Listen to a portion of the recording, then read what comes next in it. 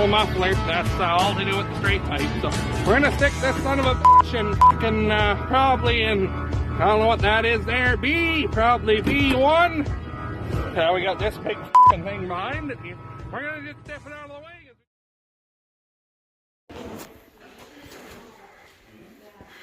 Amanda's standing over here picking at her hole. Amanda. How's she going today, guys? Well, we're doing the bushings on the front axle on the 4020 here. And I just used this orange pick last time to pull the top one out and it came easy, but it's not working for Amanda this time, so. Here. Try this one. One minute. Gotta clean it.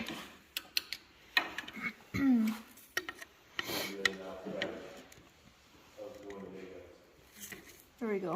That'll do it. Maybe. We might have to fuck around here a little bit, but anyway, so there's a dust seal and then a bushing at the top side here. No. And then one on the bottom. Yeah, we'll devise a different plan here for this one. It wants to be more stubborn, so. Anywho, bring you back in a minute. Well, it's not pretty, but you fucked up its day anyway. Lord knows I ain't here to be pretty. There. Fuck you, old bushing.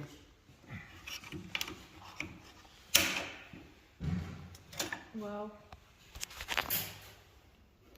Seal. A little bit of a marking on there, but nothing a piece of emery cloth won't fix. Some brake cleaning WD-40, it'll be shined right up, right? keep the nylon bushing from turning. See, the old ones were steel in there, the new ones are nylon. They sell plastic parts like that because they figured, well, fuck, someone's putting parts in the 1370, the transmission isn't going to last much longer anyways, so fuck it, put plastic. But little do they know, that 1370's been turned into 500,000 beer cans already 30 years ago. The only good part of it got taken and put on here. Not too many aluminium parts in there. Well, whatever. Back when beer cans were cast iron, the men were men and the women were happy about it.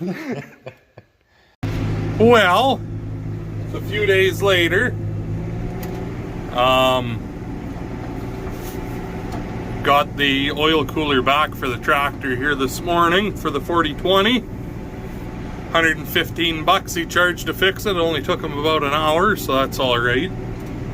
Now we're just going with the McCormick here.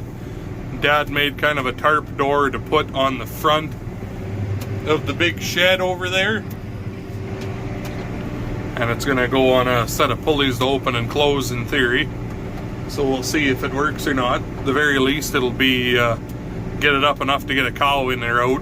We're supposed to get some kind of ugly weather, a bunch of snow and wind over the next few days, so try and get that place so it's 100% closed off to the world that way. And then if we got to put pears in there or something, if it gets real bad, well then it's done. So it's decent enough out right now compared to how it's gonna get, so get that done with. We fed everyone here today and made a bit of a cover on the front of the heifer house there out of oat bales.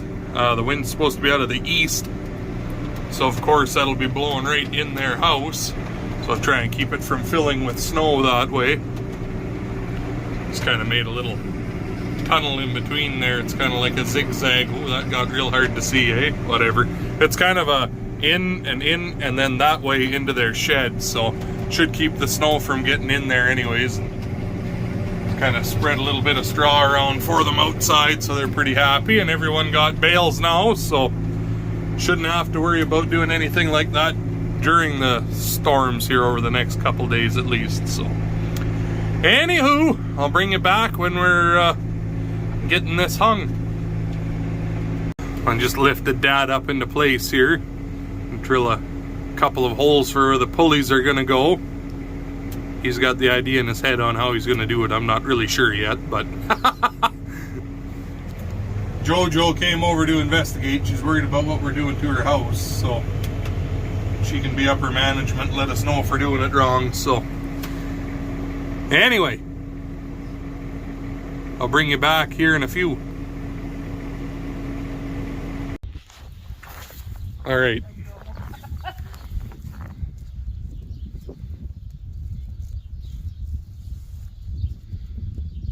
See if you just pull the lag bolt right out of the header up there or not when you pull on it.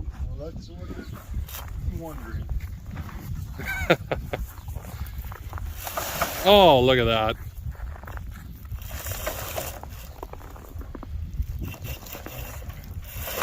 You just got to be a man about it, that's all. Pull it with the tractor. Little bit heavy. Not bad though. Ish. It'll work. It'll work. Keep them from blowing away in the storm anyway.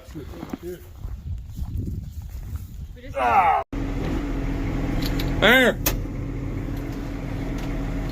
That's that. We'll put our shit away now. Oh, he needs something, I guess.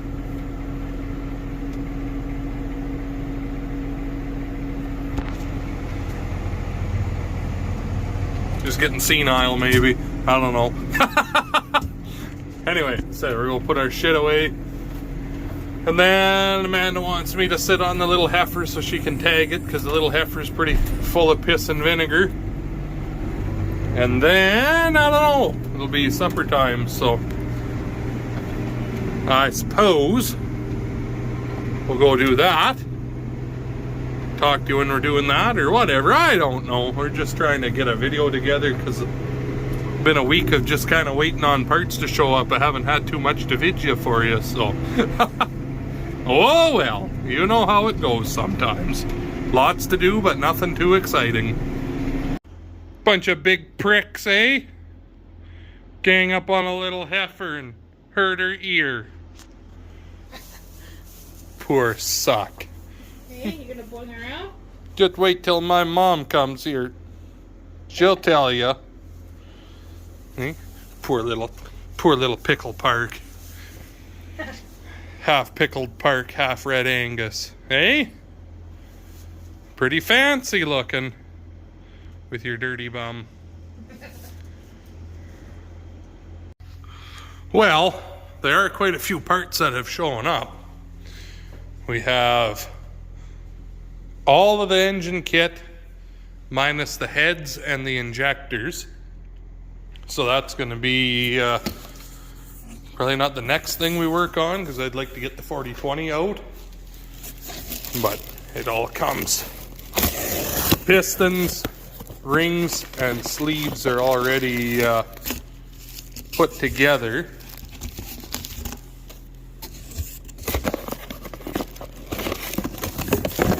God damn it, Butterfingers. So there's pistons, rings, sleeves are all put together. So you just tap your piston out enough to get your wrist pin in and get your connecting rod on. So we've got all new pistons and rings and sleeves. I got new rod bolts. I don't like reusing rod bolts. We'll reuse the mains and everything, because I mean, a main bolt breaks, you don't have a connecting rod come through the side of the block that way. Not like if you have a rod bolt break. New turbo, new manifolds, all new filters, all new belts. These are all the gaskets and everything. And then those boxes there are 6 sets of sleeves and liners. So $5,000 a part sitting there, believe it or not. Probably be another couple, 3,000 for the heads. And probably another 1,000, 1,500 for injectors by the time that's all said and done with. But he'll have a good motor when it's done. As good as a fucking case could get anyways. Kind of setting the bar low, eh? 40-20. And then, real quick, I ordered some new rims for this thing. Doesn't that just look fucking cherry? Oh, that's nice. They're Bassett 15 by 10s with a 4.5-inch offset on the back, and then 15 by 7 with 5.5-inch offsets on the front.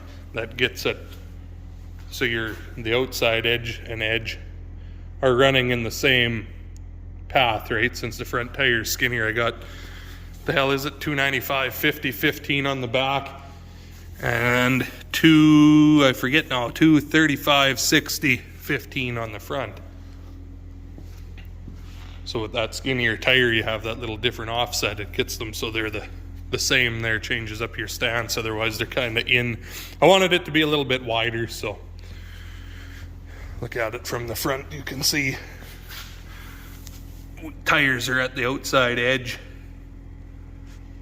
They're not in, right? So the difference an inch makes, but I notice it compared to the old ones.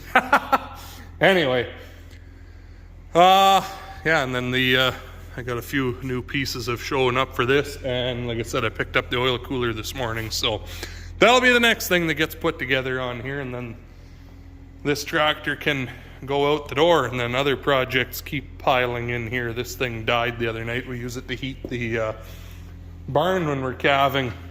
Couldn't figure out what was wrong, and Dad found this burnt glass fuse buried inside of its internal organs, so it's kind of an oddball fuse. I have to try to track one down. But anyway, guys, I guess that's where I'm going to leave you. I'm kind of all over the place with this video, but anyway, you know how it goes. So thanks for watching. Check out the merch store.